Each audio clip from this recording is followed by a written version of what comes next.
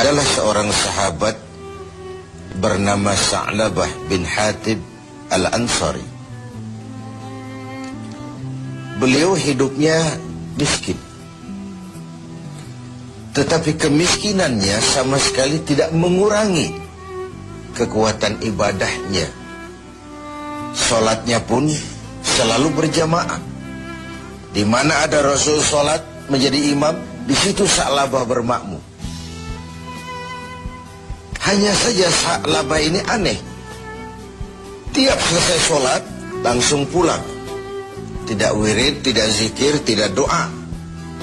Jadi kalau sahabat-sahabat yang lain selesai sholat Allahumma antas salam, Sa'labah ini malah Allahumma lantas jalan.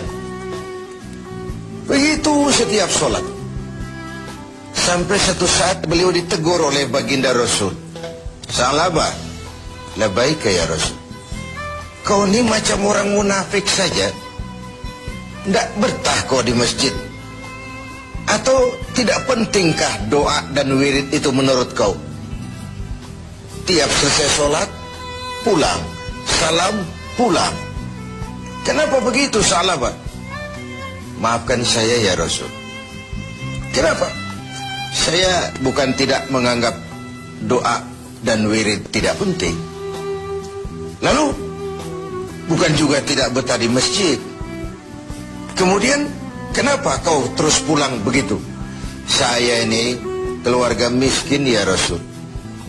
Kain satu pun berdua dengan istri saya.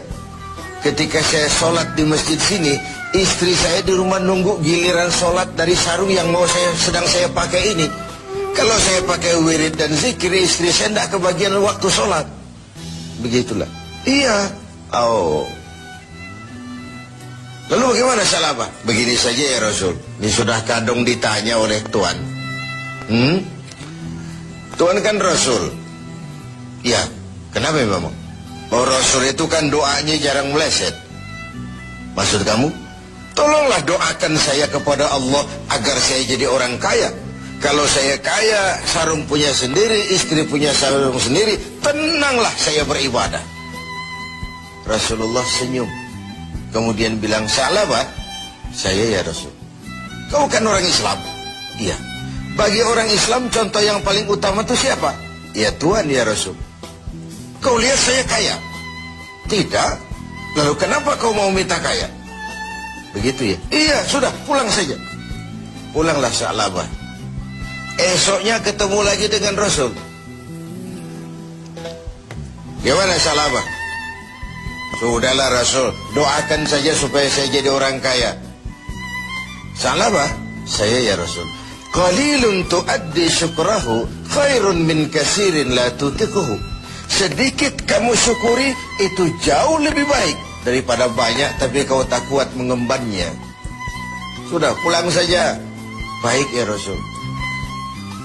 Hari ketiga kemudian ketemu lagi dengan baginda Rasul. Kali ini sudah dengan tekad yang bulat. Bagaimana Sa'labah? Sudah ya Rasul. Sudah bagaimana? Sudah saya pikir. Lalu, iya sih syukur-syukur. Tapi kalau sarung satu dipakai berdua, sulit juga syukurnya. Sudahlah, doakan saja kepada Allah agar saya jadi orang kaya. Kalau saya kaya, saya akan sedekah, saya akan sholat berjamaah.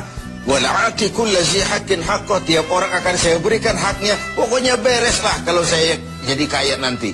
Begitu permintaan Sa'labah. Didesak sedemikian rupa, akhirnya baginda Rasul mengangkat kedua belah tangan, mendoakan Sa'labah. Allahumma razuk Sa'labah. Ya Allah, berikan rezeki kepada Sa'labah. Oleh baginda Rasul, Sa'labah dihadiahkan seekor kambing betina yang sedang hamil. Peliharalah kambing ini Sa'labah, mudah-mudahan bawa berkah bagi kau. Dipeliharalah kambing ini oleh Sa'labah sampai melahirkan 2 ekor sekaligus. 1 menjadi 3, 3 menjadi 5, 5 menjadi 7. Makin lari kambingnya makin banyak berkembang biak. Ketika kambing banyak berkembang biak, Sa'labah mulai kesibukan. Datang sholatnya mulai terlambat. Tadinya sebelum waktu sudah menunggu di masjid. Sekarang imam sudah qamat baru dia datang. Lama-lama sholat 5 waktu pun tidak kelihatan. Jumat saja di masjid. Itu pun kalau khatib sudah naik mimbar, baru dia datang. Terakhir Jumat pun tidak kelihatan juga. Orang tanya, kemana Sa'labah? Sibuk keluar kota ngembala kambing. Ya wailah Sa'labah, sayang sekali, celaka Sa'labah.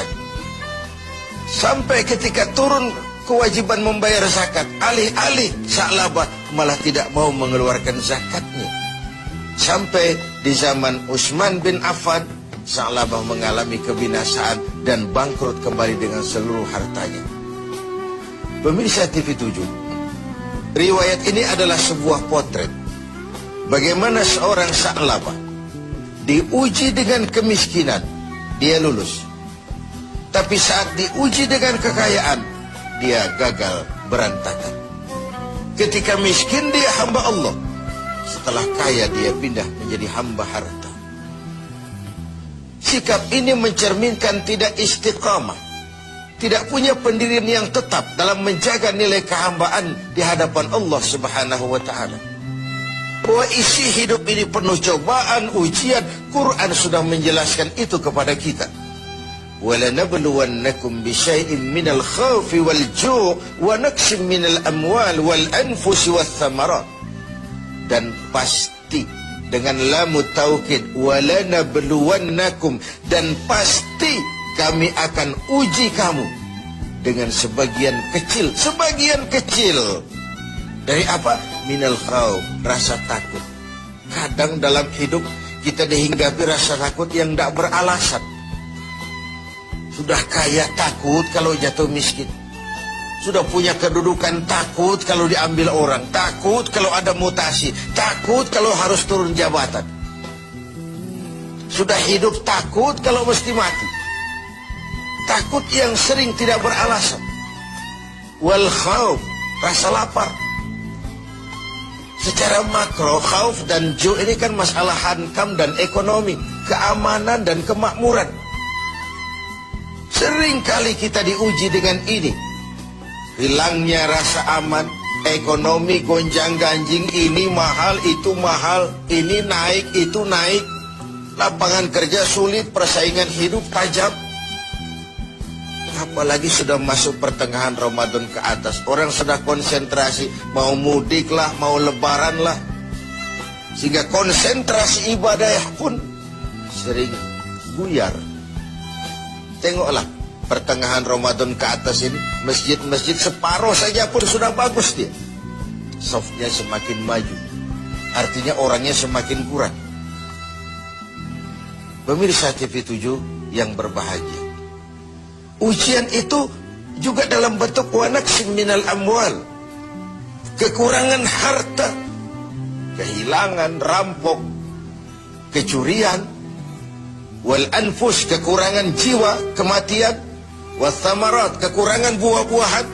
Menghadapi ujian-ujian, cobaan-cobaan itu, Allah memberikan sandaran. Wa basyiris sabirin, berikan berita gembira kepada orang-orang yang sabar menghadapi segala macam ujian tadi.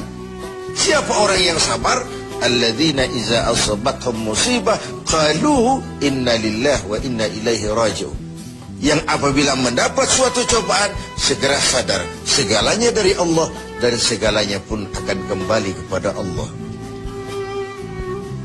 Ada baiknya kita angkat satu potret lain, potret Nabi Ayub alaihissalam. Nabi Ayub sebelumnya adalah orang yang kaya. Beberapa rasul memang kaya. Binatang ternaknya banyak, sawah ladangnya luas, rumahnya bagus. Iblis tidak senang kalau ada orang semut-semut saja, jalan-jalan normal baik-baik saja. Iblis dilapor, Tuhan, hambamu yang namanya Ayub itu mau ibadah karena kaya dia. Coba kau kalau dia jatuh miskin, selesai ibadahnya itu. Allah bilang, iblis, aku tahu Ayub itu hambaku yang ikhlas. Saya buktikan Tuhan, silahkan. Iblis pun turun ke alam ini menggoda Nabi Ayub. Mula pertama dia binasakan binatang ternak Nabi Ayub, lalu dirusak sawah ladangnya, sehingga praktis dalam waktu singkat Nabi Ayub jatuh dari orang paling kaya menjadi orang paling miskin. Dan itu tidak mudah. Dan itu tidak mudah. Mudah mengalami frozen emotional attitude, shock. Sudah begitu, iblis datang menemui Nabi Ayub yang sedang ibadah di mihrab dalam masjid. Ayub, ya. Sedang apa? Ibadah. Menyembah Tuhan, menyembah Tuhan. Tahukah kau Ayub? Kenapa? Tuhan yang sedang kau sembah sekarang ini, dia sudah bikin miskin kau. Sawah ladangmu binasa, rusak, binatang ternakmu mati semua, dan kau sekarang jadi orang miskin. Ayub, buat apa lagi nyembah Tuhan yang model begitu? Dia sudah bikin miskin kamu. Nabi Ayub senyum mendengar itu. Benar, benar. Binatang ternak saya binasa, binasa. Sawah ladang saya hancur, hancur. Dan sekarang saya jadi orang miskin, miskin. Alhamdulillahilladzi a'tani wa akhaza minni. Segala puji bagi Allah yang telah memberikan harta kepada saya dan sekarang mengambilnya lagi. Tengoklah Nabi Ayub ini.